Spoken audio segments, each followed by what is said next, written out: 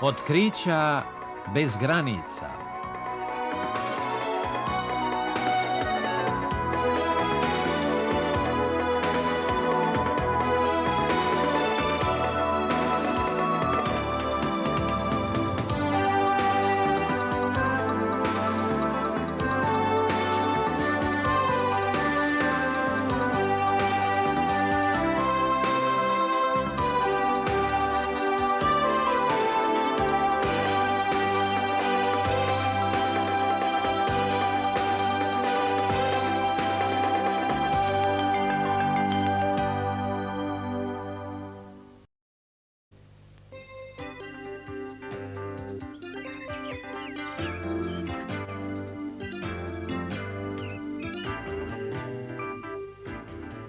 Šta tu radiš, Alex?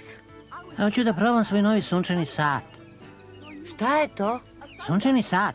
Vidiš, pomoću ovoga i pomoću sunca mogu da gledajući senku odredim vreme. Prvo okreneš brojčanik prema severu, a kazaljke poklopiš s kompasom. Evo, vidiš. Evo, tačno je 3 sata. Nije, pogledaj. A? Ne razumem. Da nisi pogrešio u programu. Nemoguće, sledio sam uputstvo. Dobro, možda Ginny može da nam reši problem.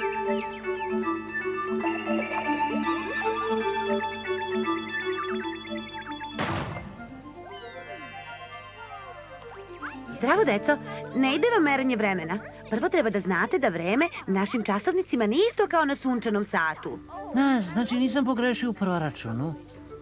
Ne, ali vreme na sunčanom satu je tačno. Kazuje vreme prema suncu, ali leti se vreme pomera satu napred. Da se dobije više sati dnevne svetlosti i da se uštedi energija. Shvatam. Kako su ljudi prvo naučili da mere vreme? Znate li zašto su ljudi počeli da mere vreme? Ne znamo. Pokazat ću vam. Merenje vremena.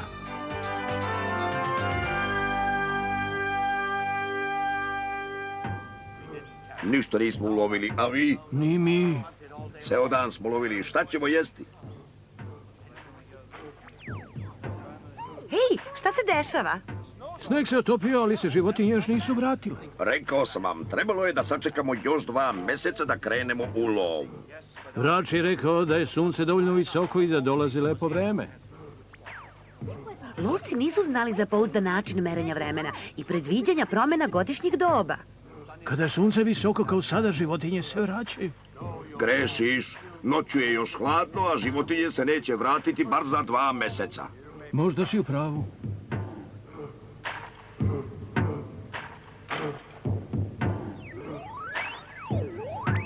O ne, zar već? Pogledajte sunce. Zalazi. Kao što rekoh, dani su suviše kratki, nemamo šta da lovimo. Hajde, vratimo se. Ojej! Sačekat ćemo još malo pre nego što zasejemo seme. Još je prerano. Koliko semena! Pomoć! Šta je ovo? Šta to radiš? To nije lepo. Žao mi je. Nešto vas brine. Šta se dogodilo? U čemu je problem? Ne znamo šta da radimo. Ja predlažem da sada sejemo. Svake godine postavljamo isto pitanje. Teško je odrediti pravo vreme. Uvek se brinemo da li ćemo počniti letinu pre lošeg vremena. Pa kako su počeli da mere vreme? Da bi izmerio vreme, čovjek je prvo posmatrao mesečeve i sunčeve cikluse. Primetio da se oni ponavljaju. Prvi lovci i farmeri shvatili su da pravo vreme za lov i setvu zavisi od sezone. Prateći pomeranje sunca, otkrili su da letnja dugodnevnica odgovara najdužem danu u godini, a zimska kratkodnevnica najkraćem u godini. Ovo su ostaci svetilišta Stonehenge u Engleskoj, sagrađenog pre mnogo hiljada godina. Kameni blokovi su se koristili za merenje kretanje sunca i meseca. Stonehenge je preteča kalendara i prva astronomska observatorija. O, baš su pametni bili. Čini, zašto dani i noći menjaju dužinu zavisno od sezone? Čekaj, ja znam. Reci, Alekse. To je zato,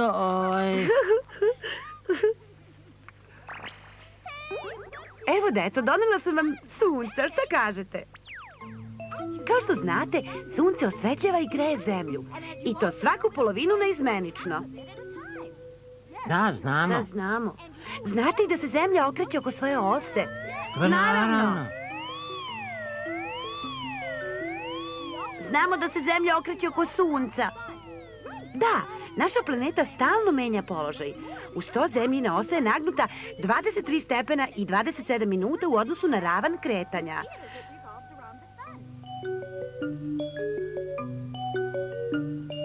Dok se zemlja okreće oko sunca, njena osa zadržava taj ugao.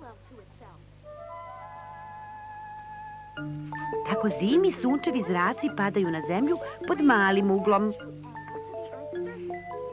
Energija sunca se rasplinjava pod širokim uglom i vreme je hladnije. Leti je obratno. Zraci sunca padaju skoro pod pravim uglom na zemlju i tako je greju. Zato u takozvanim umerenim zonama ima 4 godišnja doba u kojima se razlikuju dužina dana i noći.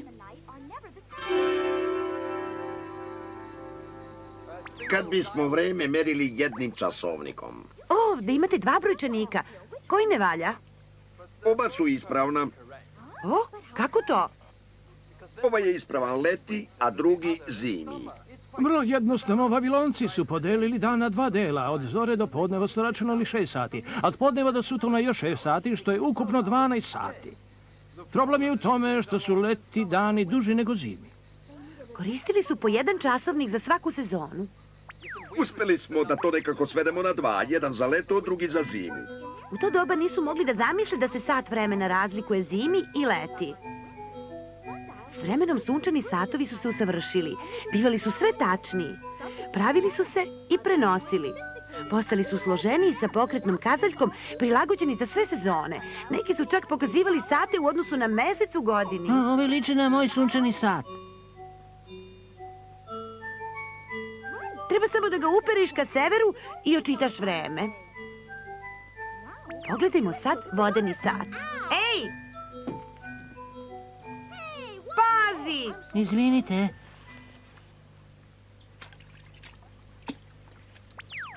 Koristite kokos za meranje vremena? Da, vreme merimo brojem ispunjenih ljuski. Evo potonule. Daj znak! Udarite u gong kad god potone i tako stalno. O! Jadan on, ima dosadan posao. Ipak, koristeći sistem punjenja ljuski, napravljen je prvi časovnik. Prvo su Egipćani, a zatim Grci usavršili vodeni časovnik, povećavajući njegovu preciznost.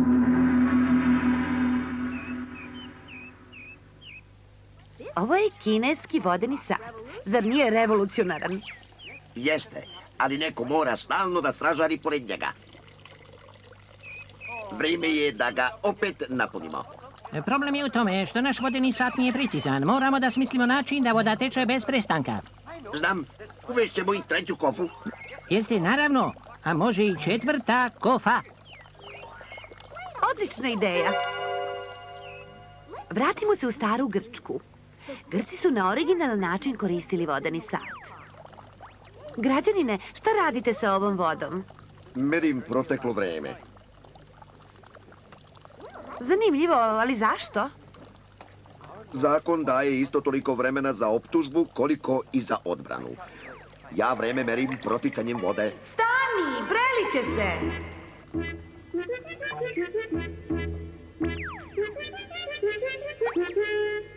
Možda sam bila previše glasna. Grci su znatno unapredili vodeni sat. Pokazat ću vam. Ovo je kula vetrova u Atini, glavnom gradu Grčke. Služila je kao javni sat. Grčki fizičar Kesibije je u toranju gradio vrlo precizan vodeni sat. Neka vam on objasni. Ovaj žuti plovak reguliše automatsku varijaciju i distribuciju iznad sebe, tako da tok vode ispod njega ostaje konstantan. Zahvaljujući ravnomernom protoku, sat je postao tačniji. Dobro smišljeno. Dobit ću morsku bolest. Ko je izmislio ovu skalameriju? Ja, uz malo razmišljenja i računanja, nije bilo lako. Ja sam brodolomac.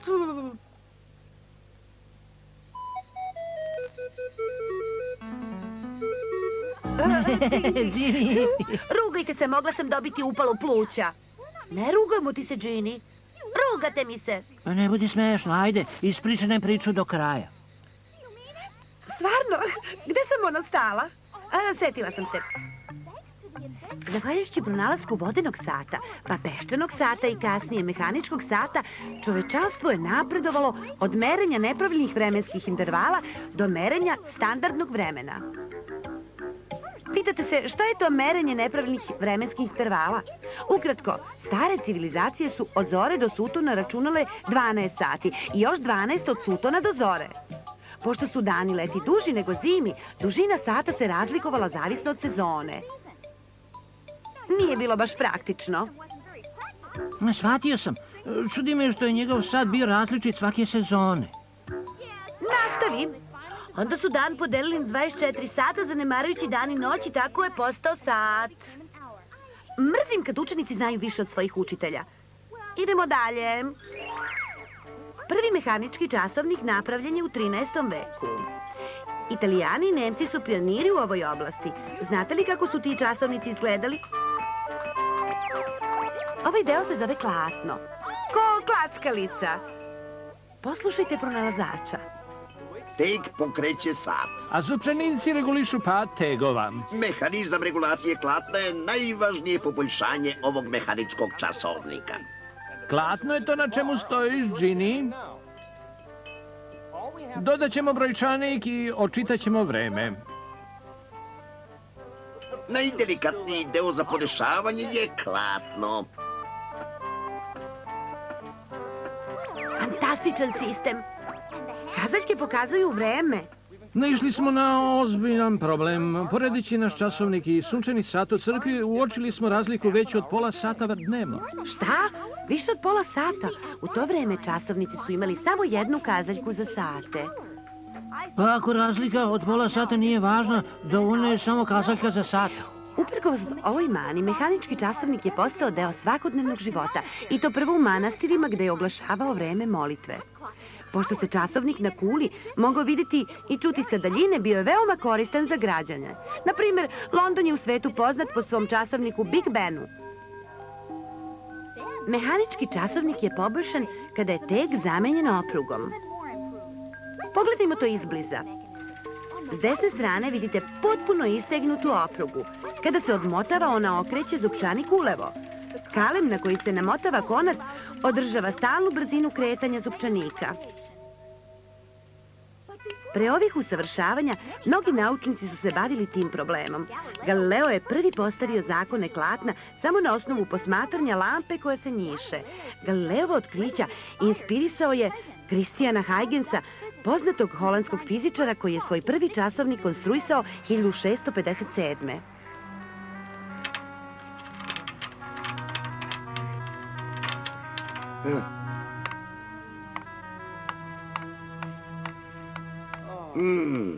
Ne radi.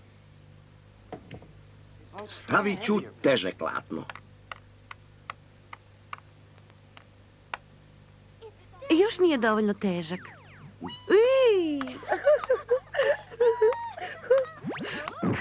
Ne radi. Teže klatno bi oštetilo točkiće. Treba da smislim nešto drugo. Nedostatak Huygensovog časovnika bio u tome što je klatno trebalo njihati 30 puta da bi sat počeo da radi. Bio je precizan i odstupao je svega nekoliko minuta dnevno. Huygens je rešio taj problem tako što je dodao novi deo, regulaciono sidro. Klatno je nosilo sidro koje je obezbeđivalo ravnomerno pokretanje točka. Zahvaljujući klatnu možemo da merimo nepromenljive vremenske intervale.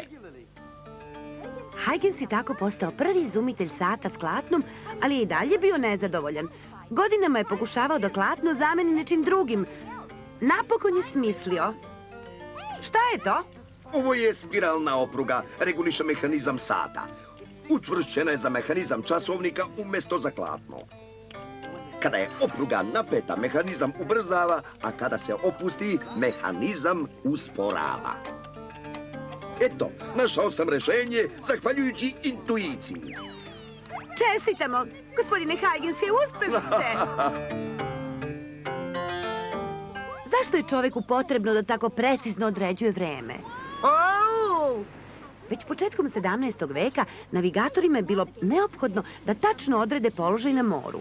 Pozicija broda se određivala pomoću geografske širine i geografske dužine. Lako izračunavamo geografsku širinu između ekvatora i polova merenjem ugla koji čine horizont i zvezda severnjača. Izračunavanje geografske dužine je malo teže. Geografska dužina je ugao koji čine meridijan na kojem se nalazimo i Greenwich. Zato su potrebni veoma precizni pouzdani časovnici. Ako nepravilno izračunamo kurs, preti nam brodolom. Brodolom? O ne! Pazi, Ginny, uplašila si me. Kako se uz pomoć časovnika izračunava položaj broda? Dobro pitanje. Lako. Pred polazak namestiš sat u podne, kad je sunce u zenitu. Da bi izmerio geografsku dužinu, pogledaš na časovnik kad je sunce tačno iznad glave. Sada pokazuje 3 sata. Ova razlika od 3 sata omogućava ti da izračunaš koliko si u razdaljinu prešao od polaska. Časovnici su usavršavani i posle Huygensovog velikog izuma. Englez John Harrison je 1761. godine izumeo veličanstven pomorski časovnik hronometar. Za vreme puta do Jamajke, koji je trajao 9 nedelja, Harrisonov hronometar je izgubio svega 5 sekundi. Deco, slušate li me? Hoću da vam pokažem nešto neverovatno. Evo nas u Japanu za vreme Edo ere, krajem 19. veka. Prvi mehanički časovnik je stigao u Japan 1549. godine. Sveti Franjo Javier je poklonio knezu koji ga ugostio. U Japanu se tada koristio sistem nestandardnog merenja vremena.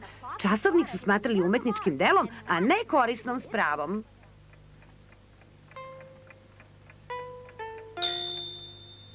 Možete ustati. Moj gospodar želi da ustanete. Zovem se Hisashige Tanaka, gospodaru. Bavim se izumima. Jesi li ti napravio ovaj veličanstveni univerzalni časovnik? A, gospodaru? Najlepši je koji sam ikada video, zar ne, Sandaju? Jeste. Ustanite, molim vas, Hisashige. Moj gospodar želi da sazna kako sat radi. Ne određuje samo vreme u Japanu, nego i u zapadnim zemljama. A ima kalendar sa strane. Pokazuje i kretanje sunca i meseca. Zadivljujuće, zar ne, Sandaju? Da. Moj gospodar želi da kupi vaš sat. Tronut sam vašim zanimanjem, gospodaru.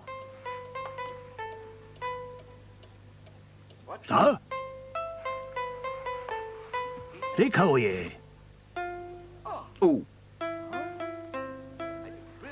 Nisam mislio da će biti toliko skupi.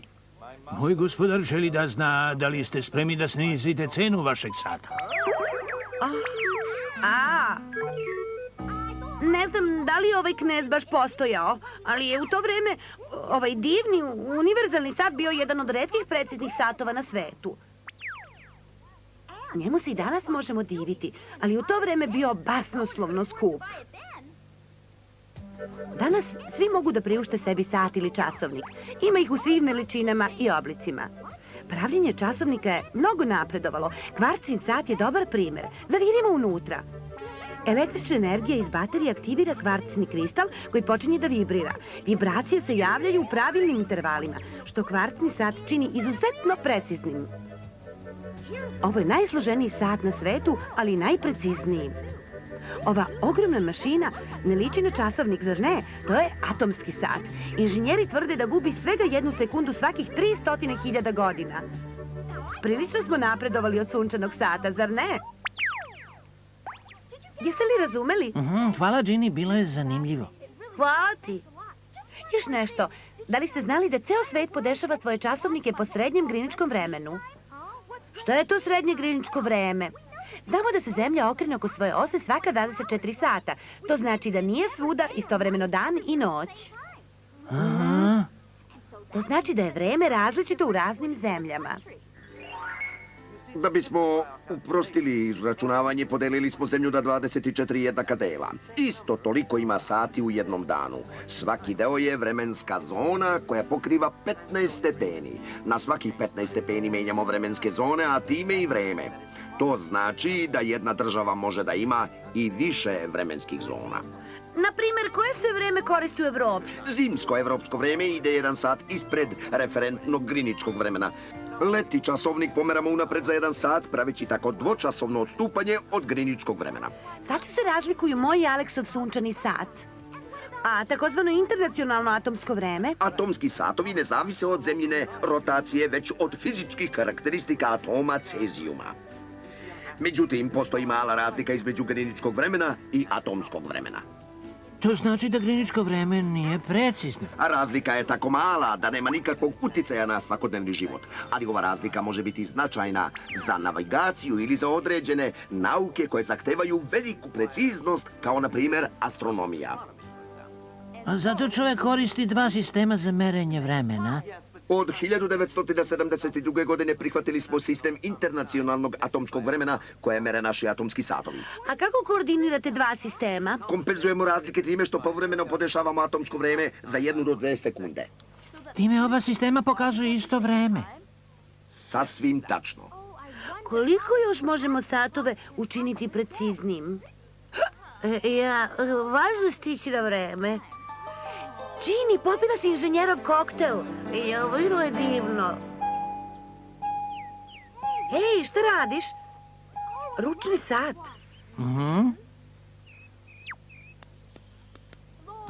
Alo, Jeremy, javi se. Ovde, Jeremy, zdravo, drugari. Kako si, Jeremy, šta radiš? Hoćete li da navratite do mene kasnije? Evo, upravo krećem. Neverovatno, sad telefon. Vidjet ćemo se. Fantastično. Čekaj mene. Idem i ja.